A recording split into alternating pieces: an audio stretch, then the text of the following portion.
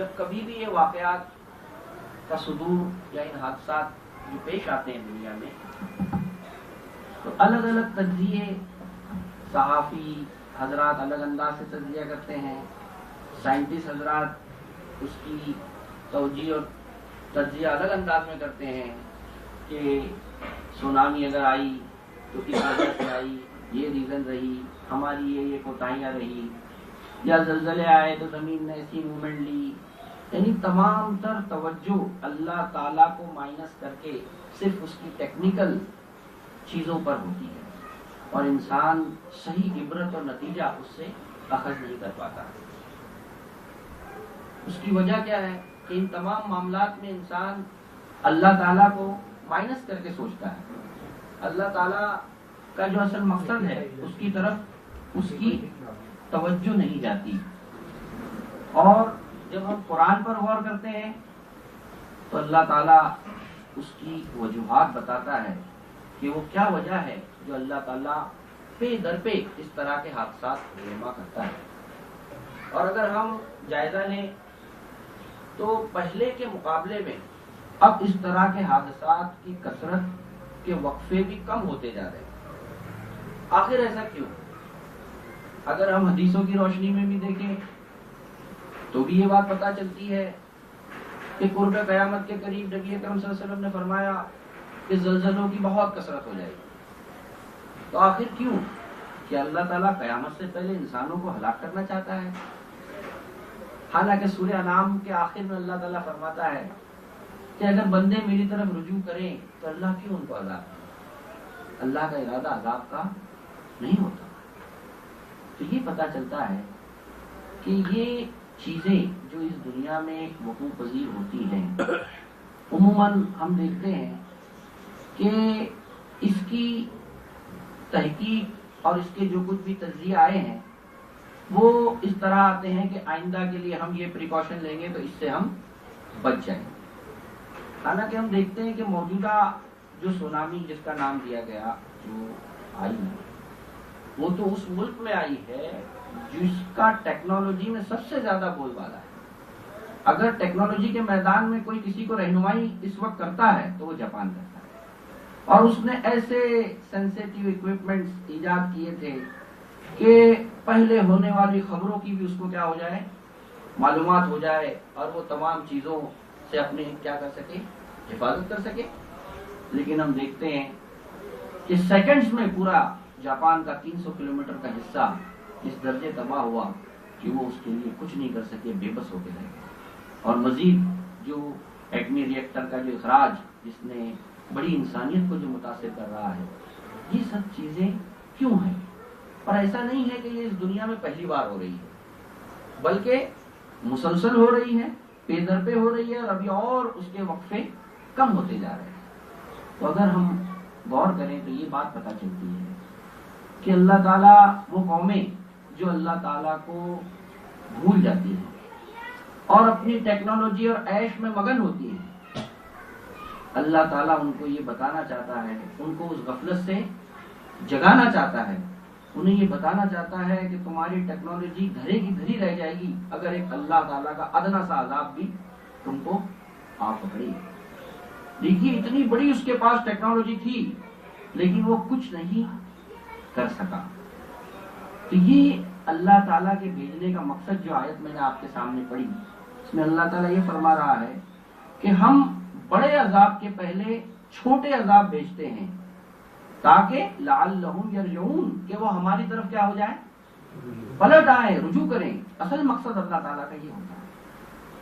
اور یہی وجہ سے اللہ تعالیٰ مختلف آپ دیکھیے حادثات کا ظہور کرتا ہے. اب جو میں نے بات کہی کہ قیامت کے قریب بھی جو زلزلے کی کثرت ہوگی تو اس کے پیچھے بھی اگر اس پہلو سے ہم غور کریں تو اللہ تعالیٰ یہ چاہتا ہے کہ قیامت کے اس ہولناک عذاب سے پہلے بندے اس چھوٹے عذاب کے ذریعے اللہ کی طرف کیا ہو جائے، پلٹ آئیں. اسی لیے کہا ہے کہ پے در پہ زلزلوں کی کیا ہو جائے گی، کثرت ہو جائے گی. لعلہم یرجعون، رجوع کریں. بندے غفلت کی زندگی کو چھوڑ کر اللہ تعالیٰ سے جو دوری کی زندگی انہوں نے اختیار کی اس سے ہٹ کر وہ اللہ کے دربار میں آ جائیں اور سوچنے پر مجبور ہو جائیں کہ آخر ایسا کیوں ہو رہا ہے.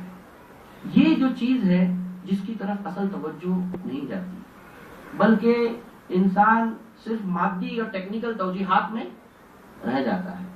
حالانکہ ہم اگر اس پر غور کریں کہ یہ واقعات بعض دفعہ قرآن کی صداقت کے اظہار کے لیے بھی ظہور میں ہوتے ہیں، پڑک اٹھا، اور پھر ہم دیکھتے ہیں کہ وہ موجوں کی لاٹ آتی ہے جس کو قرآن میں اس طرح بیان کیا گیا ہے کہ نوح علیہ السلام جب کشتی میں اپنے بچے کو بلانا چاہتے ہیں تو وہ کہتا ہے کہ میں پہاڑ کے اوپر چلا جاؤں گا، اور قرآن کہتا ہے کہ اچانک ایک موج آتی ہے اس کو ڈھانپ لے جاتی ہے۔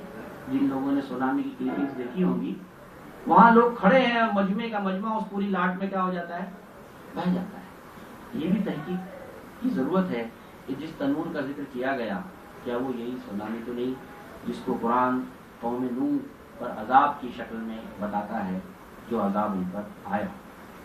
اور یہ اس کا مقصد بنیادی یہ ہوتا ہے کہ انسان اس بڑے ہولناک عذاب سے پہلے جب اللہ تعالیٰ قومیں پلٹتی نہیں اللہ کی طرف تو اللہ تعالیٰ پھر قوموں کو کیا کرتے ہیں، صفحے ہستی سے مٹا دیتا ہے۔ تو اللہ یہ چاہتا ہے کہ اس بڑے عذاب سے پہلے میرے بندے میری طرف لوٹ آئیں، پلٹ آئیں، یہ اصل مقصد ہوتا ہے۔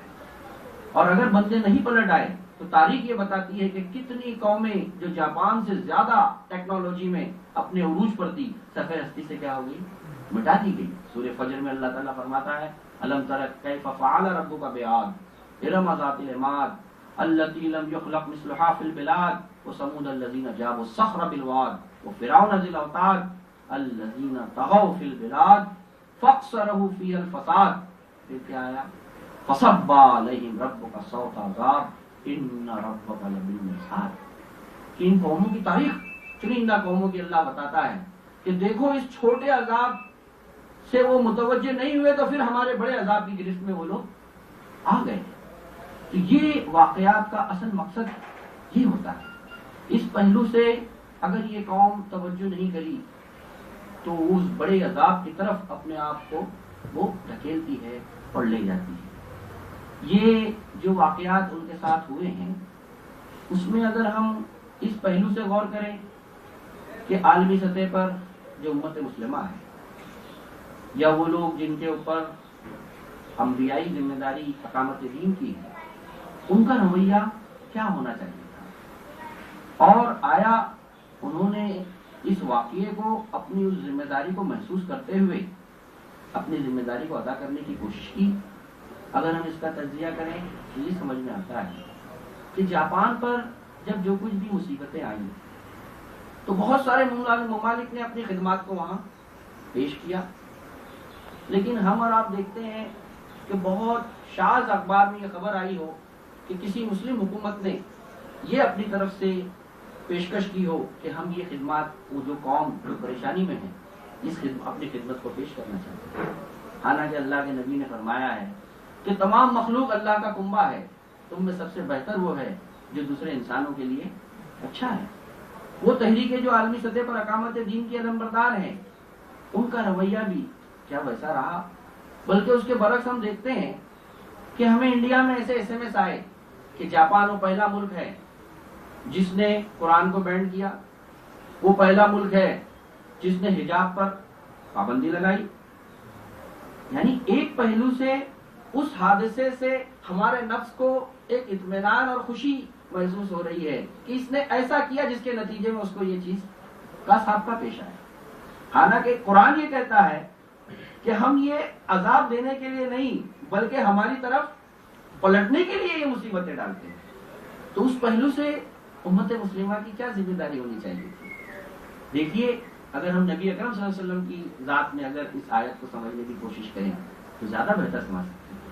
ہم جانتے ہیں کہ آپ صلی اللہ علیہ وسلم نے اقامت دین کا جو مشن ہے لے کر مختلف مراحل سے جب مدینہ میں آپ پہنچتے ہیں جہاں جنگ بدر جنگ احد ہو چکی ہے، کئی صحابہ شہید ہوئے ہیں، لیکن ہم دیکھتے ہیں کہ اللہ کی یہ سنت اپنے مخلوق کے بارے میں بروقار آتی ہے، اور مکہ کے لوگوں کے اندر جو خیر پسند لوگ ہیں اللہ چاہتا ہے کہ وہ بھی اس دین کی طرف آئیں، تو ہم دیکھتے ہیں کہ ایک بڑا قحط مکہ میں آتا ہے، ایسا قحط جو اس سے پہلے کبھی نہ آیا ہو، اور وہ بھوک سے اور ہر حال سے پریشان حال ہوتے ہیں۔ اور اس حال میں ابو سفیان نبی اکرم صلی اللہ علیہ وسلم سے یہ درخواست کرتا ہے کہ بھتیجے پوری قوم اور تمہارے بھائی بہت پریشانی میں ہیں. تو اللہ کے رسول صلی اللہ علیہ وسلم بے چین ہو جاتے ہیں اور آپ پورے اناج سے بھرا اونٹوں کا قافلہ ان لوگوں کو بھیجتے ہیں جنہوں نے ان کے چچا کو شہید کیا، جنہوں نے بہت سارے مسلمانوں کو کس حال میں غزوہ احد میں شہید کیا ہے ہم اور آپ جانتے ہیں، اور ساتھ میں کئی ہزار دینار بھی ان کو روانہ کرتے ہیں. یہ قلب در حقیقت اقامت دین ہے. اقامت دین کسی فارمولے کا نام تھوڑی ہے، کسی ضابطے کا نام نہیں ہے، بلکہ جیسا آپ نے شروع میں سنا کہ اللہ کی مخلوق کو اللہ سے جوڑنے کا نام ہے. تو وہ لوگ جو اقامت دین کی دعوت لے کے اٹھے ہیں ان کے قلب میں یہ اگر جذبات ایسے واقعات کے حوالے سے نہ پیدا ہو تو صحیح معنوں میں وہ اقامت دین کے داعی ہی نہیں ہے. پھر آپ دیکھیے کہ وہ جذبات ان کے لیے اس جاپانی قوم کے لیے یا ایسی قوم جو ان حادثات کا شکار ہوتی ہے ہمارے دل میں پیدا ہوتے ہیں. ہم نے تو بلکہ اس پہلو سے اپنے نفس کو تسکین دی کہ ان کو اس کی سزا ملی. حالانکہ ہمیں تو سوچنا یہ چاہیے تھا کہ اللہ تعالیٰ یہ قوم نہیں جانتی اسے کیوں ہدایت سے نواز. عالمی سطح پر یہ سوچنے کی ضرورت تھی کہ اس موقع سے کس طرح ہم ان کو اللہ کا پیغام پہنچائیں اور ان کو بتائیں کہ دیکھو تمہاری تمام تر صلاحیتیں ٹیکنالوجی دھری کی دھری رہ گئی، آخر کیوں ایسا ہوا. تو ہمارا قرآن ہمارے محمد صلی اللہ علیہ وسلم کی تعلیم یہ ہے اور ان کی خدمت کے لیے وہ آگے بڑھتے. تو یہی وہ وقت ہوتا ہے کہ خود قرآن دوسری جگہ کہتا ہے یتضرعون، تضرع انسان کے قلب میں پیدا ہوتا ہے اور انسان حق بات سننے کے لیے کیا ہوتا ہے قریب آتا ہے. اسی لیے آپ دیکھیے جو یہ حدیث میں یہ بات آتی ہے کہ جو بیمار ہے اس سے تم دعا کرو، اس لیے کہ اس کی دعا قبول ہوتی ہے. کیوں یہ بات آتی ہے؟ اس لیے کہ وہ ایک ایسی تکلیف میں مبتلا ہوتا ہے. دیکھیے بہت ساری تکالیف انسان کو آتی ہے، معاشی مسائل آتے ہیں، پیسوں کے مسائل آتے ہیں، تو اس میں اس کے مددگار ہو جاتے ہیں بہت سارے. لیکن بعض تکالیف ایسی ہوتی ہے جس سے خود انسانی ذات ہی کو فیس کرنی ہوتی ہے. اس میں بیماری ہے اور اس زلزلے کی شکل میں آپ دیکھتے ہیں کہ بہت سے لوگ زخمی ہو گئے. تو اس کیفیت میں ان کی دعا جو قبول کرنے کے لیے حدیث میں بات آتی ہے وہ یہ ہے کہ ان کا دل اللہ کی طرف کیا ہوتا ہے متوجہ ہوتا ہے. ایسے حال میں جب ان کے سامنے اللہ کے پیغام یا اس کی بات کیا جائے تو اس بات کا امکان ہے کہ وہ زیادہ اس بات کو کیا کر سکیں قبول کر سکیں، اس زیادہ اس ہدایت کو قبول کرنے کے لیے ان کا دل آمادہ ہو. یہ الگ